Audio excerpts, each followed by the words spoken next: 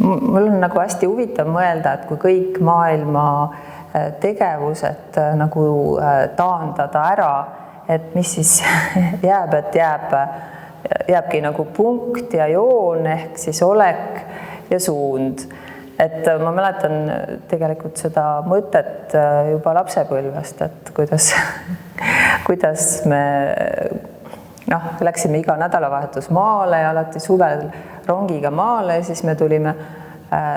tagasi, siis meil olid marjad purkides ja siis järgmisel kevadel siis me läksime tühjade purkidega tagasi. Ja ühesõnaga, et lapsed oskavad sellist asja, et nad oskavad taandada kuidagi või abstraktselt mõelda.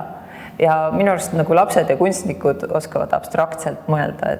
et see idee on nagu tulnud sealt. Aga siis oligi väga põnev panna nagu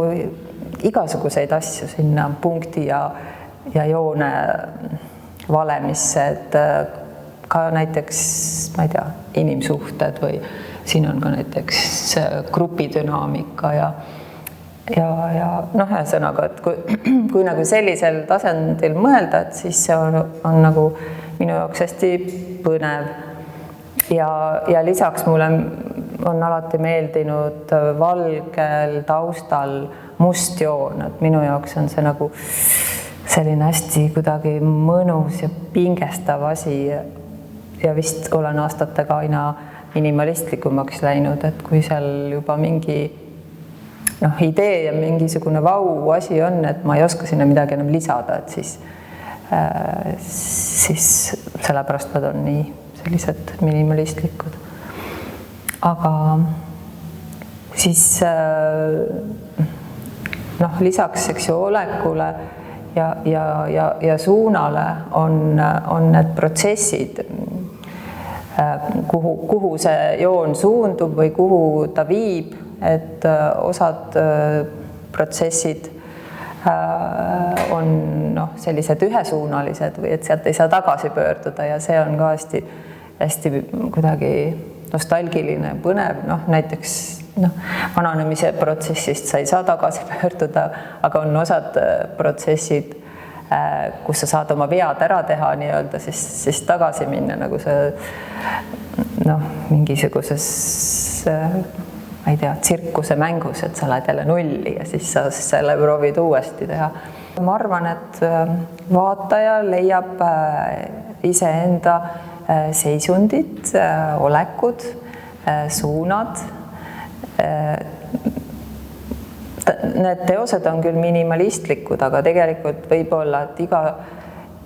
iga sellise väikese joonekese, siis see on kodeeritud nagu veel midagi, millest inimene saaks ikkagi ennast ära tunda või oma suunad või väga imeline oleks, et kui inimene tuleb ja ta leiab mingi täiesti uue suuna oma elus, et see oleks eriti tore, aga jah, et just see, et kaugelt vaadates on ta nagu üks, aga ligidalt seal on nagu väga peeneid jooni ja kodeeringuid nagu veel, et ja siis muidugi võiks nagu paarikaupa ka vaadata, et kui on sama nimeline töö number 1 ja number 2, et siis saab nagu selle seose olekust ja suunast ka võib-olla siis kuidagi abi nendest teose pildi allkirjadest.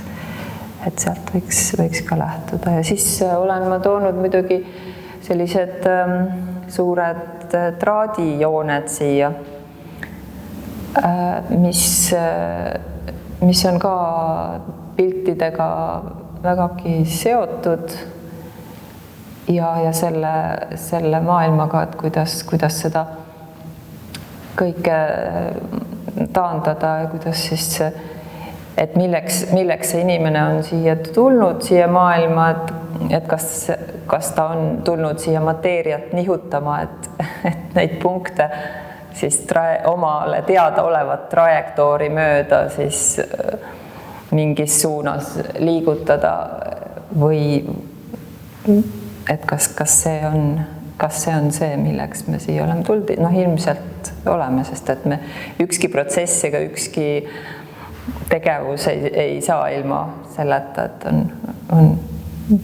punkt, suund, trajektoor, protsess